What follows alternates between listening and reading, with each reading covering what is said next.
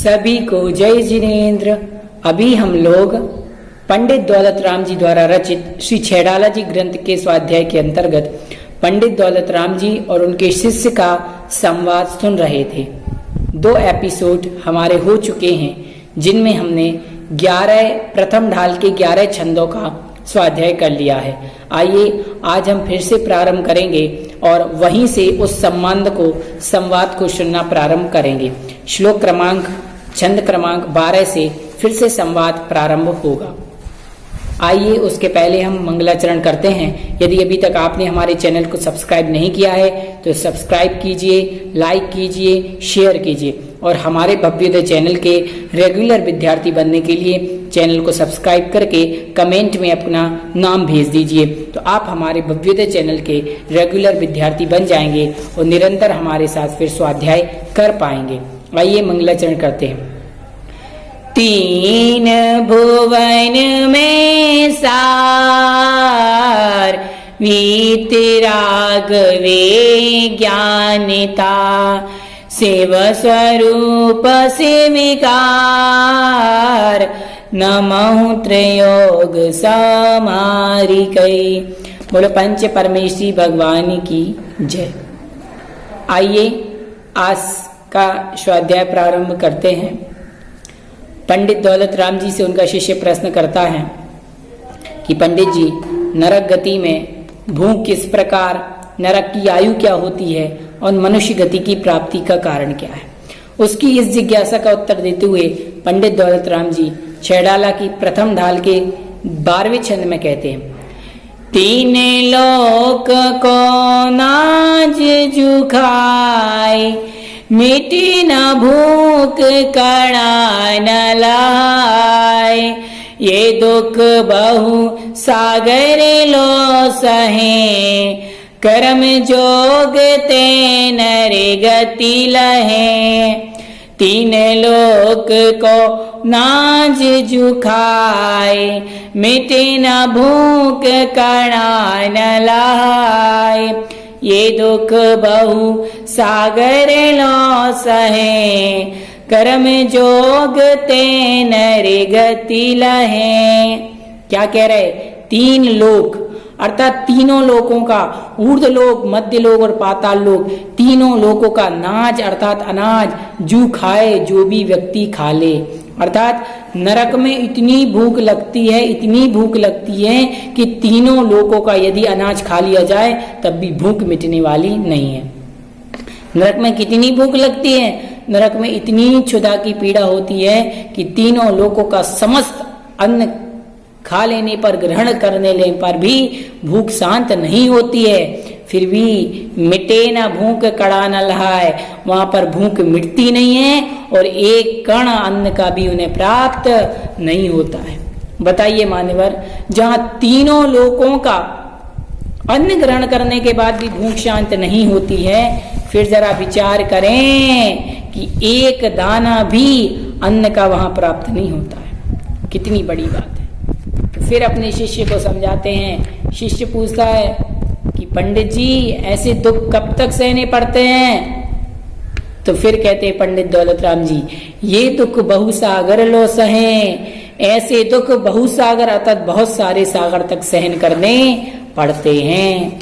अब सागर किसे कहते हैं, क्या कहलाता है सागर, कोई बताएगा? तो हम सागर के बारे में विशेष रूप से आगे समझेंगे कि सागर किसे कहते हैं।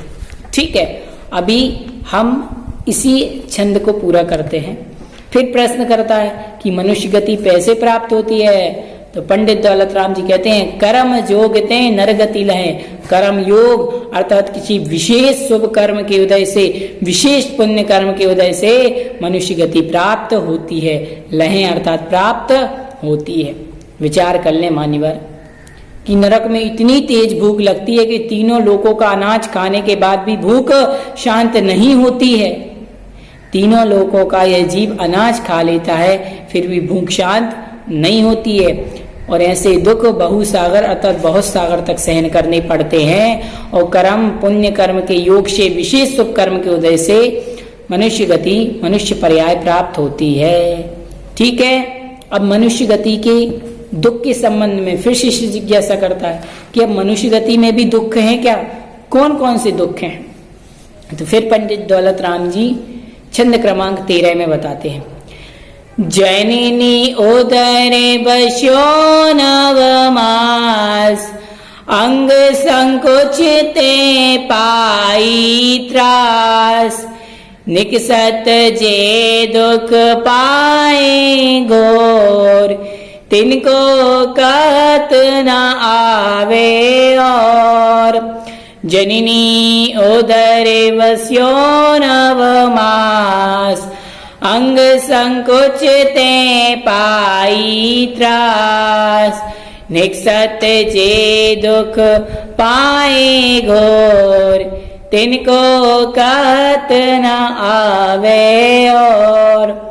जननी अर्थात माता के, उदर अर्थात गर्भ में, पेट में, बस्यो अर्थात रहा, निवास किया, 9 मास अर्थात 9 महीने। जब माता के गर्भ में बालक आता है तो वह बालक माता के गर्भ में कितने महीने रहता है, 9 महीने। कितने महीने रहता है, 9 महीने। यह बालक माता के गर्भ में कितने महीने रहा, 9 महीने। अंग संकुचिते पाई त्रास, अंग संकुच उस उदर में, गर्भ में, अंग संकुचन मतलब अंग के सिकुड़ने से, अंग के सिकुड़ने से, पाई त्रास अर्थात इसने घोर दुख को सहा, बहुत सारे दुखों को पाया। अंग संकुचन मतलब अंग के सिकुड़ने से। गर्भ में जीव रहता है तो वहां पर अंग सिकुड़न तो होती ही है, और उसी अंग सिकुड़न के कारण से यह घोर दुखों को भोगता है। फिर निकसत जे दुख पाए घोर, जब इस जीव का निकसत अर्थात जन्म होता है, जब ये गर्भ से बाहर निकलता है तो दुख पाए घोर, घोर दुखों को सहन करता है, घोर पीड़ा, बहुत पीड़ा होती है। तिनको कहत न आवे और, ऐसे दुखों को अब और नहीं कहा जा सकता। पंडित दौलत राम जी कह रहे हैं कि जननी के उदर में यह जीव 9 महीने रहा और वहां पर अंग संकुचन के कारण से इसने बहुत सारे दुखों को सहा। जननी के उदर में यह 9 महीने रहा और उनकी उदर में रह करके इसने बहुत सारे दुखों को सहा, और ऐसे दुखों को अब और नहीं कहा जा सकता है, क्योंकि उन दुखों को अब और कोई नहीं कह सकता है। विचार कीजिए मान्यवर, कितने दुख भोगने पड़ते हैं। चलो ये दुख तो ठीक है, इसके बाद और कोई भी दुख भोगने पड़ते हैं क्या? और उसके बाद ये तो गर्भ के दुख हो गए और जन्म के दुख हो गए, और जीवन पर्यंत मनुष्य गति में क्या क्या दुख होते हैं। फिर शिष्य प्रश्न करता है कि पंडित जी और फिर इतने ही दुख हैं, और दुख नहीं है? फिर जब इसका बचपन आया, बड़ा हुआ, जवानी आई, पुत्र आदि हुए, तब इसको दुख नहीं हुआ क्या? तो फिर पंडित जी ने बतलाया। क्या बतलाया? आइए उसी को हम लोग समझते हैं। ठीक है, कौन से छंद में? छंद क्रमांक 14 समझते हैं। आइए सभी लोग निकाल लीजिए।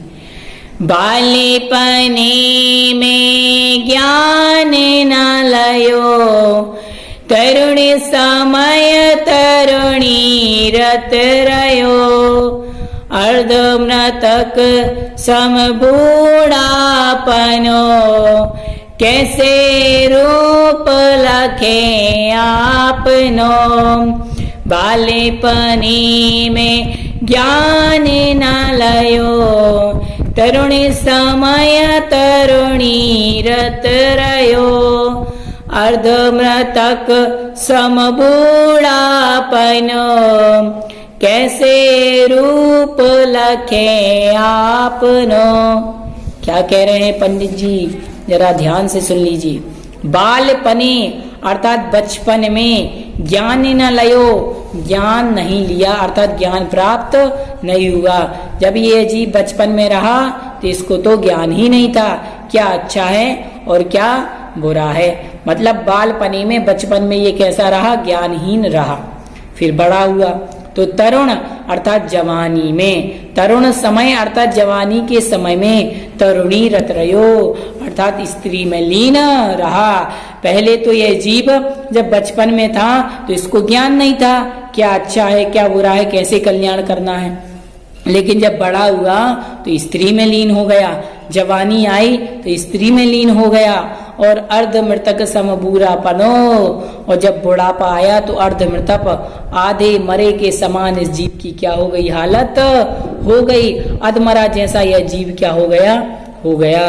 फिर ऐसे में कैसे रूप लखें आपनो, फिर ऐसे में अपनी आत्मा का स्वरूप कैसे लखें, कैसे अपनी आत्मा के स्वरूप को पहचाने, कैसा अपना कल्याण करें। अर्थात बचपन में तो ज्ञान नहीं होता है, जवानी स्त्री में निकल जाती है और बुढ़ापा जब कुछ सद्बुद्धि धर्म करने के प्रति जागती है तो यह शरीर शिथिल पड़ जाता है, अर्ध मृतक के समान हो जाता है। फिर ऐसे में हमारा आत्म कल्याण कैसे हो, ऐसे में हमारा आत्म कल्याण होना संभव नहीं है। इसलिए सर्वप्रथम तो हमारे लिए अपने आप को, अपने स्वरूप को पहचानना होगा कि हमारी आत्मा अलग है और पर पदार्थ अलग है, तब जाकर के भेद विज्ञान होगा। इसके बाद शिष्य प्रश्न करता है, अब 3 गतियों के दुख तो आपने बता दिए, मनुष्य गति बता दी, नरक गति बता दी, त्रियंच गति बता दी, अब देव गति के दुख बताइए। तो पंडित दौलत राम जी फिर देव गति के दुख के लिए प्रथम ढाल के 15वें नंबर के छंद में कहते हैं, कभी अकाम निर्जरा करे, भवना त्रिक में सूर्य तनि धरे, विषय चाह दावानल दयो, मरते विलाप करत दुख सयो, कभी अकाम निर्जरा करे, भवना त्रिक में सूर्य तनि धरे, विषय चाह दावानल दयो, मरते विलाप करत दुख सयो। अर्थात कभी अकाम निर्जरा करे, कभी जीव ने क्या की, अकाम निर्जरा, पहले जीव ने क्या की, अकाम निर्जरा, कभी अकाम निर्जरा करे, अर्थात जब कभी इस जीव ने अकाम निर्जरा की। भवनत्रिक में सुरतंदन है, भवनत्रिक अर्थात भवनवासी व्यंतर ज्योतिषी 3 प्रकार के देवों को भवनत्रिक कहा जाता है। सुरतंदर, सुरतने अर्थात देवों में उत्पन्न हुआ, देव पर्याय को प्राप्त हुआ। अकाम निर्जरा क्या कहलाती है, अकाम निर्जरा का अर्थ होता है अनायास बिना इच्छा के ही भूख प्यास वेदना रोग आपत्ति आदि विपत्ति आने पर समता से सहन कर लेना, मंद कसाय से सहन कर लेना, मंद कसाय पूर्वक फल देकर के स्वयं झड़ जाना अकाम निर्जरा कहलाती है। अर्थात भूख प्यास इत्यादि लगने पर कसाय नहीं करना, मंद परिणाम रखना, यह अकाम निर्जरा होती है। तो जो जीव अकाम निर्जरा करता है तो अकाम निर्जरा से भवनात्रिक अर्थात भवनवासी व्यंतर ज्योतिषी में उत्पन्न होता है। वहां उत्पन्न के बाद क्या होता है, तो कह रहे विषय चाह दावानल दयो, विषय चाह अर्थात पंच इंद्रियों की विषय रूपी, दावानल अर्थात भयंकर अग्नि में, दयो अर्थात जला, पंच इंद्रियों की विषय अग्नि में जला, अर्थात 5 इंद्रिय के विषयों को इसने सेवन किया। मरत विलाप करत दुख सयो, और अंत में मरत अर्थात मरते समय विलाप करत रो रो करके दुख को सयो अर्थात दुखों को सहा। जब देवों का अंत समय आ जाता है तो देवों के गले में जो मंदार नाम की माला होती है वो 6 महीने पूर्व से ही क्या होने लगती है, सूखने लगती है, मुरझाने लगती है। तो देव समझ जाते हैं कि अब हमारा अंत निकट आ गया है, और अंत निकट जान करके वो अवधि ज्ञान से माता के गर्भ को देखते हैं, और माता के गर्भ को देख करके घृणा करते हैं, और घृणा करते हैं तो निश्चित रूप से एक इंद्रिय आदि में उत्पन्न होते हैं, रो रो करके मृत्यु को प्राप्त होते हैं कि अब तो ये सुख छूट जाएंगे, सारे के सारे सुख छूट जाएंगे। तो इस प्रकार से विलाप करते हुए दुर्गति में वो जाते हैं। इसके बाद 4 प्रकार के देव होते हैं, भवनवासी व्यंतर ज्योतिषी बेमानिक। 3 प्रकार के देवों के तो दुख बता दिए। अब शिष्य प्रश्न करता है कि आचार्य पंडित जी चौथे देव के दुख क्या है, बेमानिक जो विमान में रहते उन्हें तो कोई दुख नहीं होना चाहिए। फिर पंडित दौलत राम जी कहते उन्हें भी दुख हैं, क्या दुख हैं बताएं, तो फिर वो बताते हैं, जो विमान निवासी हूँ थाए, सम्यक दर्शन बिन दुख पाए, तैते चय थावर तनि धरे, यो परिवर्तन पूरे करे, जो विमान वासी उताय, सम्यक दर्शन विन दुख पाय, तैते चय थावर तन धरे, यो परिवर्तन पूरे करे। जो विमानवासी होता है, अर्थात जो विमानवासी हुआ, जो विमानवासी देवों में हुआ, विमानवासी अर्थात विमानों में रहने वाले विमानवासी, सम्यक दर्शन बिन दुख पाए, सम्यक दर्शन के बिना उन्होंने दुख पाया। वैमानिक देव में तो जन्म मिल गया, वैमानिक देव तो बन गए, लेकिन सम्यक दर्शन नहीं होने के कारण से दुख पाया। तैते चय, तैते चय अर्थात वहां से निकल करके, चय करके, निकल करके थावर तन धरे, एक इंद्रिय पृथ्वी का, एक जल का, एक अग्नि का, एक वायु का, एक वनस्पति का, एक तन अर्थात शरीर को धारण किया। यूं परिवर्तन पूरे करें, उस प्रकार से पंच परावर्तनों को पूरा किया। यह जीव स्वर्ग में विमानवासी देव भी हुआ तो उसने वहां सम्यक दर्शन के बिना दुख पाया, और फिर वहां से मर करके पुनः एक इंद्रिय आदि शरीर को धारण किया, और इस प्रकार से संसार में भ्रमण करता रहा। इस प्रकार से पंडित दौलत राम जी द्वारा रचित पहली ढाल का अध्ययन पूर्ण हुआ। अब पहली ढाल से क्या शिक्षा मिलती है? पहली ढाल से हमें दो बातें सीखनी चाहिए। पहली बात, गतियां चार हैं, नरक गति, त्रियंच गति, मनुष्य गति, देव गति, और अपनी अज्ञानता के कारण जीव चारों गतियों में भ्रमण करता है और दुख को पाता है। पहली बात हुई। दूसरी बात, दुख का कारण जीव की अपनी अज्ञानता है, मोह है, इसलिए इस मोह से जीव को बचना चाहिए। ठीक है, अब इसमें हम कुछ प्रश्नोत्तर भी जान लेते हैं मुख्य रूप से। जैसे एक आया था हमारे लिए कि सागर के बारे में बताइए, सागर किसे कहते हैं? तो सागर के लिए समझना चाहिए, समझते हैं। 2000 धनुष, 2000 धनुष अथवा 2000 धनुष यानी 8000 हाथों का एक कोस और 4 कोस का एक योजन होता है। 8000 हाथों का क्या होता है? एक कोस। 8000 हाथों का क्या होता है? एक कोस, और 4 कोस का एक योजन होता है। ऐसे एक योजन लंबा, एक योजन चौड़ा और एक योजन गहरा। उत्तम भोग भूमि में उत्पन्न, मतलब इतना गड्ढा खोदो, एक योजन चौड़ा, ऊंचा, लंबा, इतना गड्ढा खोदो, और फिर उस गड्ढे को खोदने के बाद 7 दिन का उत्पन्न हुआ जो मेढ़ा होता है, 7 दिन के अंदर उत्पन्न हुआ जो मेढ़ा होता है, उसकी बाल को इतने टुकड़े करो कि उसका दूसरा टुकड़ा ना होए, उसको वो क्या कर दो? भर दो। उसके रोम, जो रोम है, बाल हैं, उसके टुकड़े टुकड़े करके वो गड्ढा भर दो। फिर वो गड्ढा भरने के बाद पूरा भर जाए, फिर उसको 100 वर्ष में एक एक गड्ढा निकालो। फिर जितने समय में वह गड्ढा खाली हो जाएगा तो उतने समय को एक व्यवहार पल्य कहेंगे। क्या कहेंगे?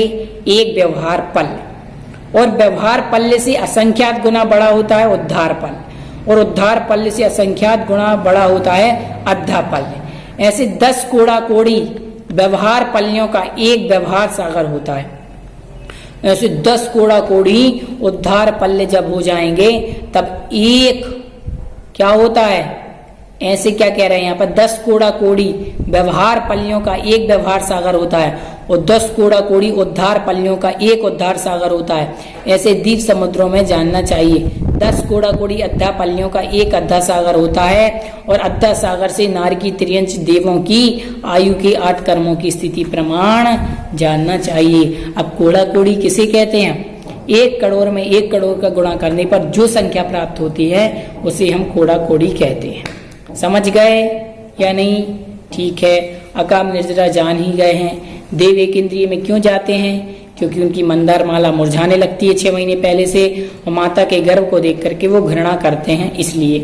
इस प्रकार से हमने इसमें विभिन्न चीजों को समझा। अब परिवर्तन कितने होते हैं या किसे कहते हैं? द्रव्य, क्षेत्र, काल, भव, भाव, संसार रूपी चक्र में भ्रमण करने का नाम परिवर्तन है।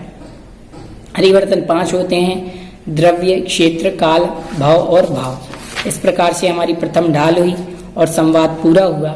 अगली ढाल में और हम और विषय को लेकर के मिलेंगे। तब तक सभी को जय जिनेन्द्र। भव्योदय चैनल को सब्सक्राइब करें, लाइक करें, शेयर करें। यदि आप हमारे भव्योदय चैनल के रेगुलर विद्यार्थी बनना चाहते हैं और आपको लगता है कि हमें निरंतर इस चैनल से अध्ययन करना है, आपको सब कुछ समझ में आ रहा है, यदि आपको हमारा विषय अच्छा लग रहा है, कोई एडवाइस देना चाहते हैं तो कमेंट में जरूर दें। और रेगुलर विद्यार्थी बनने के लिए चैनल को सब्सक्राइब कर लें, बेल आइकन का बटन दबा लें ताकि हमारे विषय आपको मिलते रहेंगे। सभी को जय।